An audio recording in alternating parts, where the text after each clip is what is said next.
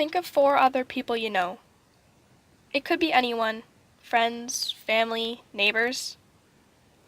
1 in 5 Canadians directly experience some form of mental health problem in their lifetime. So from those 5, including yourself, 1 person will have a mental illness. The rest of you will all be indirectly affected simply by knowing the affected person. But what exactly does a mental health problem do? Why is it such a big issue and affecting so many people? What can you do to help about it? All these questions will be answered in this video, so watch and listen and learn about the serious local social issue that is mental illness. Mental health, a person's condition with regard to their psychological and emotional well-being. Mental illnesses are health conditions that changes the way someone thinks, behaves, or feels.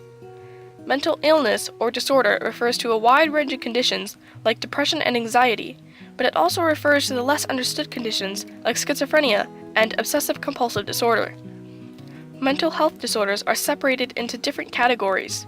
The main groups of mental disorders are mood disorders, anxiety disorders, personality disorders, psychotic disorders, eating disorders, trauma-related disorders, and substance abuse disorders. Well, how many people are affected by these mental disorders? In Canada, 1 in 5 people will be directly affected by a diagnosable mental disorder in their lifetime. But that statistic only takes into consideration the individuals who have gotten their mental disorder diagnosed. There are more individuals that either don't know they live with a mental disorder or they haven't been diagnosed by a professional yet. Everyone else? They will know at least 1 person that lives with a mental disorder in the future if they don't already know someone today.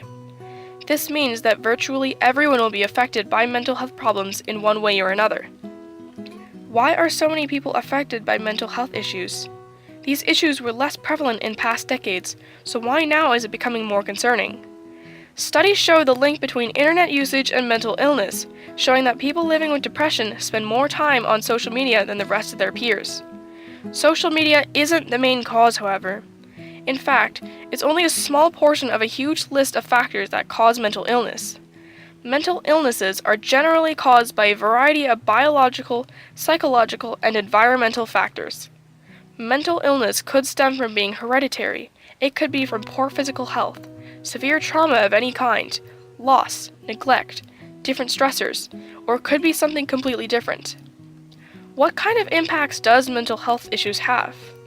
In the short term, mental health problems can reduce connections between individuals and damage relationships. It can affect how well someone performs at a job or school. It can hinder someone's ability to do simple everyday tasks. It can affect someone's mood in various ways, and it could be even worse if it is a mood disorder. It could even make some people more susceptible to physical illnesses. In the long term, there can be some really serious effects if help isn't received. It can restrict the ability to function like a regular person, having serious effects like erratic thinking, extreme changes in mood, and impulsive actions. This is why the majority of homeless individuals have a mental illness, and 90% of convicts have a mental disorder.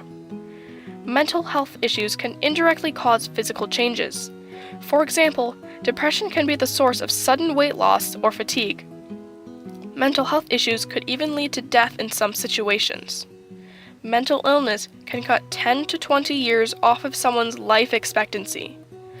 Mental illness is the leading cause of disability in Canada at 31% of affected people, more so than cancer, which is the second leading cause at 16%.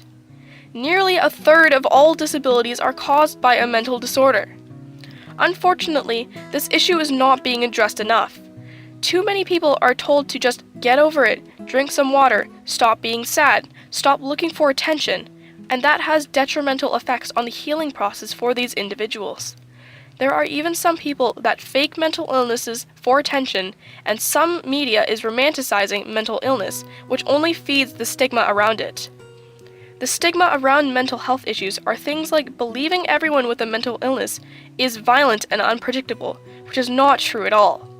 Some people view others as their mental illness, and not as their own individual. People with mental disabilities are all different, and the negative stereotypes make it harder for an individual to make the decision to seek help.